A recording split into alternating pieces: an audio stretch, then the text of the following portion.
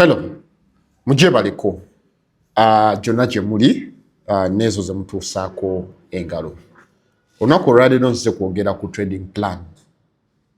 Muli eyo bangi mwebuuza trading plan kyeki mu business ya forex trading. Era nga y'ensonga enkulu lwaki specifically olunaku olwaleero nzize tulabe omuntu agenda creating trading plan atandika naki. Ekyokubiri, trading plan kyeki. Ekyokusatu, biki oboolyawo ebibeera mu trading plan, because in the beginning Isma watunyonyola n'otugamba nti bwe tuba tudevelopinga oba tuba nga tucreatinga trading plan tewaliwo structure oboolyawo eri standardized gye tuba tulina okufollowinga kugamba mbu this is what we should follow.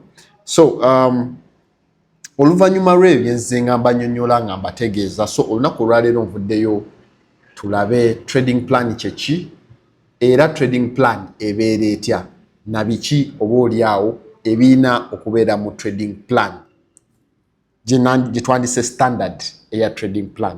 However, bino bengenda obba mu video eno oba trading plan ey'okulabira kuba template gye nsobola okuba eya trading plan eno kwe musobola okwongereza oboolyawo ebyo ebibefavoringa mwenga aba individuals oba nga mwe basekinnoomu mbanga mu trading. However, nga sigenze wala nnyo oba tuna subscribinga ku YouTube channel yaffe no subscribinga, likinga, sharinga, osobola n'ogendako ku social media platforms zaffe endala nnyingi ez'enjawulo okugeza Facebook, Instagram, TikTok, LinkedIn. Gendayo ojja kuba usangayo information waffe afaanaganako bw'ati.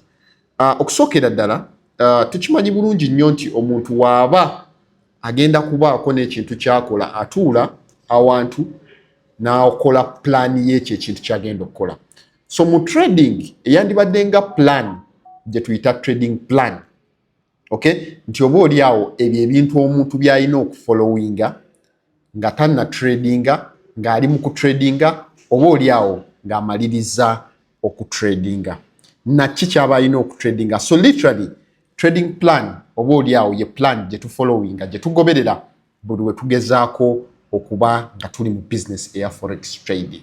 So kyemulaba ku screen ye simple template eya FXKampala. Oba oliawo abayizi yaffe gye tuba sharingira, gye bagoberera oba gye tubawa ne twongerezaako okusinziira ku ki ekiba kifavoringa omuntu sekinnoomu. So ono information alina okubeera mu trading plan era yengeri y'emu gy'olina okufollowinga bw'oba ng'oli mu kudevelopinga trading plan. Nammwe abadde batamanyi trading plan kyeki, eno oba oliawo ye example eya trading plan. Oba oliawo video eno egenda kubatangaaza, egenda kubawa general insight, egenda bawa general insight of how a trading plan should look like, how to develop it, na biki ebiina okubeera mu trading plan. So okusookera ddala trading plan eno ebeera n'ekituyita traders information. Erina okuba ne information wo geza ng'erinnya lyo. So erinnya lino njagezaako kuba sharinga trading plan eno, abanagezaako okuncontactinga oba abana DM, abana directing message me, those that would direct message me. So nja kugezaako kuba sharinga template eno oba oliawo ejja bayamba ebakyuse engeri gye mbadde mu tradingamu n'engeri gye mbadde mulabamu oba oliawo business eya forex n'engeri gyetambulamu. So trading plan ebeera n'erinnya lyo. Tekamu experience yo, trading style. So oli scalper, oli intraday trader, oli swing trader n'ebifaanaganako ebityo. Ba broker b'okozesa bateekewo, capital gw'okozesa naye muteekewo. Then ekiddako setting a goals zo, because twagambye no plan. Daily goals kintu kikulu nnyo, monthly ne weekly, okay, goals nazo ziteekewo. Gambe ebirubirirwa byange olunaku biri maybe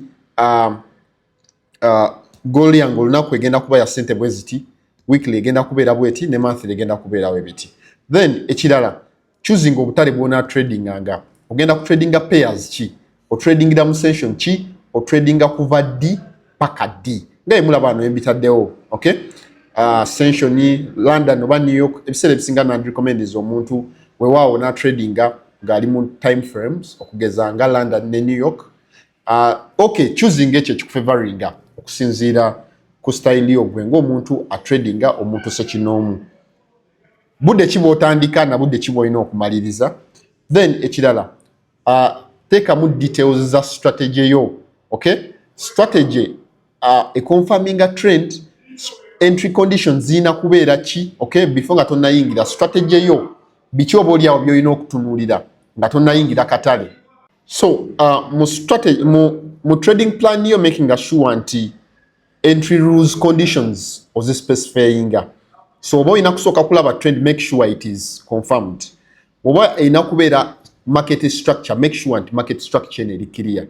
Weziba candlestick confirmations, making sure nti candlestick confirmation candle zibeerawo oba confirmation candle ya candlesticks ebeerawo. Wano specifically tuba tu specifyinga entry bintu kyoba oliawo bye tu consideringa clearly mu strategy yaffe oba ebidefininga entries zaffe. Okay, nga tonayingira. So strategy ebeera A, B and C, make sure you follow that. Risk management eri favorable. Okay, news ogacheckinze specifically ebintu byotunuulira generally olyoka ogamba nti kati kanyingira katale. Oba okozesa indicators, make sure nti indicators zonna zonna zibeera confirmed olyoka oyingira katale. In other words, strategy yo giteeke wano ogambe nti nze nja kutunuuliranga market structure, kebere bias, bwenakebera bias nkomewo osobola oku-identifyinga liquidity. So literally ngezaako kubawa oba oliawo ekyokulabirako kye muba mulina okukola oba example eya strategy oba oliawo gy'osobola okujja n'engeri gy'osobola okubispecifyingamu og'oyingira akatale this time round. So yeyo oba oliawo engeri eya strategy rules zo. Kuba strategy nabagamba it's basically rules to follow, procedures omuntu zaba alina okufollowinga nga literally tanakola entry mu katale. So strategy oba ogimaze ekiddako ekitalina kumissinga mu trading plan yo ebeera risk management rules. Olina okumanya what is the maximum risk per trade. Okay, what is the maximum daily loss. Bino ebintu birina okubamu maximum trades per day. Ebiseera ebisinga mbadde nga njogera risk management nga tembitegeera. Now this is the risk management gye mba njogerako. Risk to reward ratio eri ki ogifollowinze. Okay, then ne lot size amateeka gy'oba olina okugoberera. That is if you're trading one specific pair. However, oba trading a pairs ez'enjawulo, always make sure nti you actually calculate for the lot size. Trade entry checklists. Mulimu ebintu bye boyina okusooka okucheckinga before nga tonnayingira nga tonnakola entry yo. Trend direction, entry confirmation. Okay, bino ebintu actually bino ebintu olina obiconfirminga birina okubeera ku checklist before nga tonnayingira. Make sure nti trend direction ogiconfirminze kyetwandiise bias. Bino tebirina kumissinga. So nammwe abadde bali eyo nga mu struggling okunoonya strategy gye mulina okudevelopinga, kale bino checklist zino zisobola okubayambako okudevelopinga strategies ezammwe. So bias kintu kikulu oba kitandise trend direction. 2, entry confirmation, make sure nti strategy ina confirmation. 3, stop loss reset, toyingira katale nga toyina stop loss. 4, take profit reset. 5, amawulire gali checked. Emotions under control, proper lot side used. So bino kasita obiccheckinga nga byonna byonna biri tick tick tick tick tick tick, then kiba kisigalidde kuyingira katale. Then ebyo nga biwedde ndowooza mulaba eri very simple. Okay, you make it as simple as possible for you, you know, to easily, it's for it to be easily approachable. Anytime, you know, you come here, you can easily make decisions. Lwaki olw'ensonga nti ekufavoringa. So ebyo nga tubimaze, jangu otwale ebirayiro. Okay, mukutwala ebirayiro nti bino ebintu byojjanga okola. Okay, oyagala toyagala. So otwala ebirayiro. Okay, otwala ebiki ebirayiro okusookera ddala. I will follow my trading plan. Kitokoma bukomi kugikola wabula layira nti onagigobereranga. Ekyokubiri, I will accept losses calmly. I will stay disciplined. I will avoid revenge trading. I will be patient. So bino ebintu oba oyina obigoberera oyagala toyagala. The moment you decide okugamba nti kati ngenda kugoberera trading plan nga tujogeddeko, n'ebyo byotajjanga kola. Okay, sijja ku overtrading. I will not overtrade. I will not trade emotionally. I will not move my stop loss unnecessarily. I will not enter random trades. ekyo ng'okimaze kola journal section yo. Okay, we assume trades zo ziyingidde omaze okutakinga ebirayiro, then jangu okole trading journal. Trading journal osobola ogiwa hashtag n'ogamba hashtag euro USD n'ogiteekako date n'ogamba pair yabadde euro USD. Outcomes, okay, generally wano oba ojournalinga why you entered the trade, what happened, which order type did you enter, what happened after the trade, then you give remarks for each and every individual trade. So this is basically journaling. Nama abadde bambuuza trading journal to developing tutya. This is also simpler, easier for you here. Yabadde buy, yabadde sell, twanyingidde ku price ki, stop loss yabaddewa, take profit yabaddewa, results zabadde ki. Osobola okuba screenshot oba oyagala oba toyagala. Then waba nga waliwo mistake ensobi eyakoleddwa kiwandiike ogambe maybe na papier oba nayingidde mangu oba buli kimu nakikoze nga bwe kirina okubeera but akatale ne kagaana bugaanyi. So if there is a mistake giwandiike. Waba nga waliwo ensobi then n'ensobi, rather if there is a lesson learned oba oyina ekyokuyiga kyoyize ku eyo trade nakyo kikola ki kigoberere. Then daily reviews, bino bye bintu by'olina okukola buli lunaku. Daily reviews zoba olina okufollowinga bintu oba oliawo by'olina okukola on a daily basis. Okay, did I follow my trading plan? So ng'olunaku luweddeko jangu otandike okwebuuza bino ebintu wammanga na following trading plan nga bwe nina ogifollowinga, risk na managinze bulungi, mistakes kize nakoze, then ekirala nyiza kukyusaamu ntya oba how can I improve tomorrow, biki oba oliawo byenjize ate byensobola okukyusa mu ngeri endala. So amateeka agali golden here nga maliriza: protect your capital first, lyeteeka ekkulu. Ekyokubiri, discipline is more important than profits. Kyokugoberera amateeka ne trading plan n'okutradinga nga bw'olina okutradinga ng'olina empisa ng'ogoberera amateeka kisingako n'okola amagoba oba oliawo. One good trade is enough. Tino okola trade emu nga nnungi emala okusinga okutradinga trades ennyingi nga mbi oba nga tozaanalyzinze oba nga tofollowinze procedure mitendera gy'olina kuyitamu. Never risk money emotionally. Okay?